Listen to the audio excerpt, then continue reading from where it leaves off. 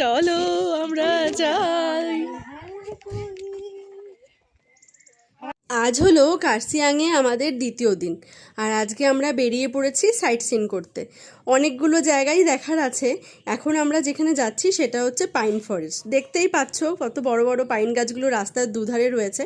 তো এদিক দিয়ে তো নামা যাবে না, যেখান থেকে এন্ট্রান্স আছে সেই অবধি আমাদের গাড়িতেই যেতে হবে, তারপরে আমরা ভেতরে পাইন ফরেস্টের ভেতরে ঢুকবো।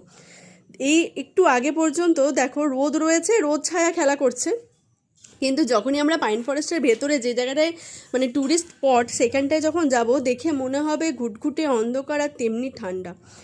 এখন আমরা পাইন ফরেস্টের ভেতর দিয়ে যে রাস্তাটা রয়েছে সেই রাস্তাটা দিয়ে যাচ্ছি। মোটামুটি 15-20 মিনিট মতো এই রাস্তা দিয়ে আমাদের যেতে হবে, তারপরে ওই লোকেশনটা। কার্সিয়াংয়ে এসে অবশ্যই তোমরা কিন্তু এই পাইন ফরেস্টটা ঘুরে যেও।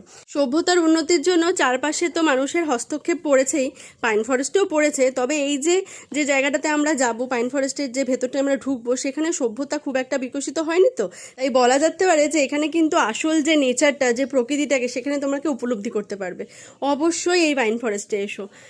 এবার দেখো আস্তে আস্তে রোদরা কেমন কমতে শুরু করেছে, কিন্তু ছায়ার মধ্য দিয়ে যাচ্ছি আমরা। আর এখানে এত উঁচু উঁচু গাছ আর সূর্যের আলোটাও খুব কম পৌঁছাচ্ছে, তাই জন্য এখানে ঠান্ডাটাও কিন্তু হঠাৎ করে খুব ফিল হচ্ছে।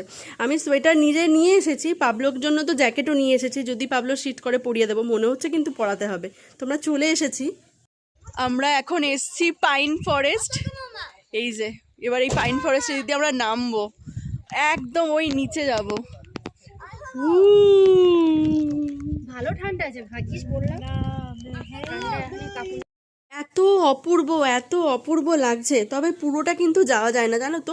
একটা ছোট্ট পায়ে হাঁটার রাস্তা রয়েছে, সেটুকুই যাওয়া যাবে। অব্দি নামা অসম্ভব ব্যাপার, পুরো স্লিপারই হয়ে আছে জায়গাটা। করে আসি। অসাধারণ লাগছে, অসাধারণ। ঠান্ডা ঠান্ডা লাগছে, একদম ঠান্ডা, হঠাৎ করে ঠান্ডা লাগছে। মানে একটু আগে প্রচন্ড রোদ ছিল, গরম করছিল, হঠাৎ ঠান্ডা লাগছে। আর ভিডিও করার সময় আমি ভাবছি যদি নিচে থেকে দুম করে পড়ে যাই, বাস পাবলোকে একা বাড়ি যেতে হবে।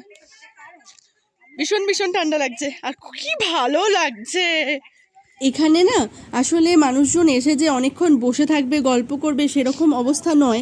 কারণ এখানটা জায়গাটা অন্ধকার, ঠান্ডা, স্যাঁতস্যাঁতে, তাই জন্য এখানে বোধহয় বেশি আড্ডা গল্প চলে না বলে জায়গাটা এখনও এত সুন্দর আছে। এত বড় জঙ্গলটাকে, এত বড় ফরেস্টটাকে তো আর ছোট্ট করে আমি ফোনের মধ্যে ভিডিওতে আনতে পারছি না।